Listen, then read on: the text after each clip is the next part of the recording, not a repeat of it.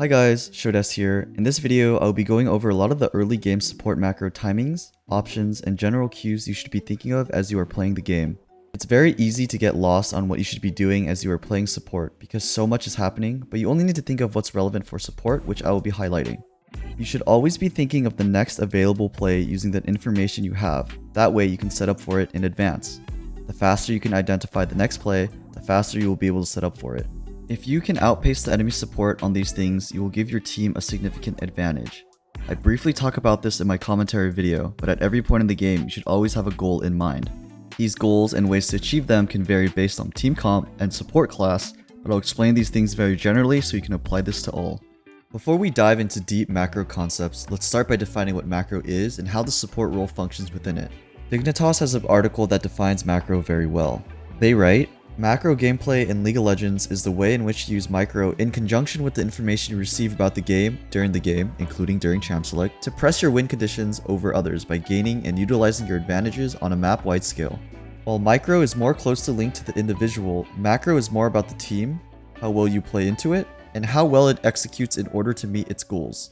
An easy way to remember that it has everything to do with the strategy side of League of Legends. This aspect of League places heavy emphasis on your game knowledge and awareness overall, not just mechanically, and can make or break even the best of mechanical players as far as how often you win or lose games. The support role functions in a way that enables their team to extend their leads. This can be achieved in many different ways. Ultimately, you want to set up favorable fights for your team as you are the main provider of vision. Now that we know how support functions, let's hop into the early game. When the game loads in, there are a number of early game strategies you can be executing with your team. Instead of sitting AFK at a tower, you can either look to invade or defend. There are a number of early game strategies you can look for, but for the sake of the video, I'll just go over the standard 5-point. A 5-point is when your team all sits at the entrances of the jungle to spot out invades. The idea behind it is that you leave no way of letting the enemy in, and you are in a position where you are safe enough to run away if you do see them. As you can see on the map, the circles are labeled with the first letter of the role that corresponds to it. You can interchange ADC and support. It actually is very important to get early information level 1. That way you won't get cheesed early and can play a fair game at the start. Once you get a standard start, the first thing you want to think about is where you think the enemy jungler started. In order to get a good idea, you need to look at what lanes are coming to lane late. The lane that usually comes late is usually the one leashing the jungler, so you'll know he started at whatever side that is. In this game, we can assume that the enemy jungler started topside because their top laner is not showing in lane and bot is rotating before the minions are clashing. If you know the jungler starting at the opposite lane as you should assume they will be clearing down towards you as this is a standard jungle opening for most junglers. To avoid this gank, I usually ping my ADC toward the river entrance at around the first siege wave or the third wave. Normally, it would be right around when this wave crashes, but my ADC wanted to push the wave in before warding. It was pretty dangerous to not ward here, but the wave we have stacked is very big, the enemy bot lane is low, and it's a Graves jungle so we would have had a hard time hitting us. As soon as we shove in the wave, we put the ward down, and if we check the replay, we were seconds away from being ganked. This is the easiest gank in the game to avoid. Knowing where the enemy jungler is starting is one of the key things you should be thinking about in the early game. Another important concept to think about is pushing for level 2. In bot lane, you and your AD carry will get level 2 after killing the first wave and the 3 melee minions on the second wave. If you are a range support, you should always push for this as you will be safe autoing the minions from a distance. If you are a melee support, it is a little hard to do so if you're against a range support because any good player will try to harass you when you try to hit the minions. An important thing to note is that if you're playing a champion with the minion execute support item, you should always save the stacks for the second wave.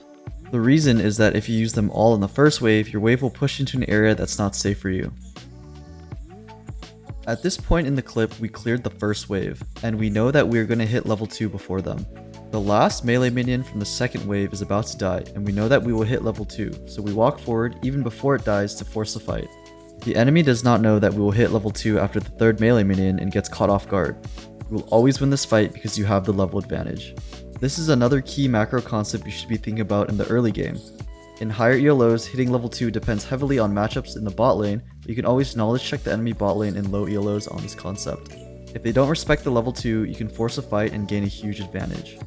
Two timings we just talked about were the first 3 waves of the game. Now the main thing you want to think about after that point is lane priority in conjunction with ally and enemy jungle mid tracking. These two concepts are the big picture macro objectives you should be thinking about. All the early game macro plays will stem from these two things. To understand this more, let's first talk about what lane priority is, why it's important, and how we can achieve it. Lane priority is when you have first move out of a lane to a potential fight, skirmish, or objective. Ideally, the lane with priority wants to push the enemy wave in before rotating to whatever play is available. The reason why lane priority is so important and impactful is because it forces the enemy to only have losing options. For example, let's say your jungler Zac is looking to take Scuttle Crab and you know that the enemy jungler is pathing towards it because they started topside. You are Caitlyn Janna against Kai'Sa Nautilus, and you shove the enemy wave in so that you have about a wave's worth of minions sitting at the enemy tower. You and Caitlyn lose nothing and are able to move first because you already farmed the available minions. Nautilus and Kai'Sa on the other hand are forced to either give up potentially all the minions under their tower to match the rotation on time, or they don't rotate at all to catch the wave under their turret. If Nautilus and Kai'Sa give up the minions to match us, we are still in the winning position because we not only get to the fight first, which most likely guarantees that we'll win, but the enemy bot lane also slowly loses the minions at the tower. If Nautilus and Kai'Sa stay to farm their wave, the enemy jungler would have to give up the Scuttle Crab that is being contested. Regardless of the option that the enemy bot chooses, your team will have a favorable outcome when you properly rotate when you have Prio. One common mistake in lower elo, which should never happen after you watch this video, is when you have Prio but the enemy's support or ADC rotates first. If this happens, you are not utilizing your advantage and screwing over your jungler. This is one example of what you can do with priority. If you have priority and your jungle's bot side, you can look to invade the enemy jungle, go for dragon, dive, or gank mid. If your jungler is not bot side, you can always look to play for plates as well. Keep in mind you should always have a general idea of where the enemy jungler and mid is. For example, if you are playing for getting plates, you can easily get ganked because you are very pushed up. On the flip side, if you know that the enemy team has Prio and your jungler is playing for topside, you need to try your best to survive lane. Although it does suck, giving up plates and CS is a lot better than giving the enemy kills. The idea is that topside will carry because your jungler is playing to have them carry. In this scenario, we should not look to walk up and take any trades because we know that our jungler is topside. My ADC walks up and takes some damage, so we end up dying, but in an ideal situation, Jinx does not take any damage before and we survive the dive.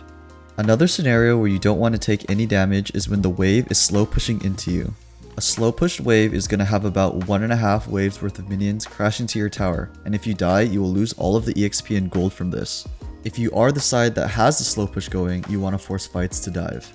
In higher ELOs, junglers will always look to dive on slow push waves crashing, so in order to increase the odds of surviving, avoid taking any trades. Another early game concept is roaming. The best type of roams are the ones where you help somewhere else on the map and come back in time so your ADC does not lose out on anything. There are specific windows in which this can be done, like having priority, but one of the easiest ways of finding a good opportunity is when you recall and are walking back to lane. You should path through jungle in between mid and bot and proactively look to see if anything will happen between there. By pathing in the middle, you have the opportunity to rotate to whatever is happening. I'm not going to go super in depth about all the windows in this video, but I'll release a video on it later down the line. If the enemy support is roaming at a bad time, like when a big wave is going to crash into the enemy tower, you have to punish them by forcing a dive. In this example, I see Karma's mid, and a little before this I saw that their jungler was topside. So to punish her bad roam, we dive the enemy ADC. You want to be careful though and make sure you know where the enemy jungler and mid is, because if they show up during the dive, it can go bad. The last thing I want to talk about is recall timings. The main factor to a good recall is to have the wave state in a way that you lose the least amount of minions and the enemy loses the most while you walk back to lane. Most of the time you'll want to back with your ADC unless you don't have enough gold to buy items. The first good recall timing is when you kill the enemy bot lane and you push in the wave. This is a good recall timing because you farm all the available minions and the enemy bot lane loses all the gold and EXP from the remaining minions. In the case where the enemy dies and you cannot shove in the wave in time, you want to reset. You want to do this in instances where you cannot shove the wave into the enemy tower in time that it takes for them to come back. In this example, this one was really easy because my ADC died, and as a support, it's hard to solo push in a full wave, so I just recall. In this example, it's tricky to know that the best thing to do here is to recall and not to push the wave in. Our jungler ganks and we kill the enemy bot lane and the enemy has a big wave slow pushing towards us. It's better to reset here because we won't clear the enemy wave in time that they come back because Misfortune is out of mana and there are a lot of minions. If we try to push this in, the enemy would be back in lane with full HP, mana, and items, and we would not get a good opportunity to recall because they would just shove the wave into our tower. Another benefit for recalling here is that we lose less minions than them because they have a stacked wave that will kill more of our minions, therefore they lose more than us. This is a very advanced wave state topic that is hard to understand, so don't worry too much about it. I will cover wave management in another video. The last wave state I want to go over is when you're getting shoved in. Ideally, you want to shove in the wave before you recall, but sometimes you don't get the opportunity to. A good time to recall is when the wave state gets reset in the middle of the lane. Farm the minions that the enemy has shoved in and then recall. I covered a lot of early game support macro concepts that are important pretty broadly. There's a lot of depth in these topics, but my goal is to introduce you to some of the ideas you should be thinking about as you are playing. You don't necessarily have to think about all of these concepts all the time as you are playing, but it's more important about identifying the concepts as it happens and knowing what the correct play is.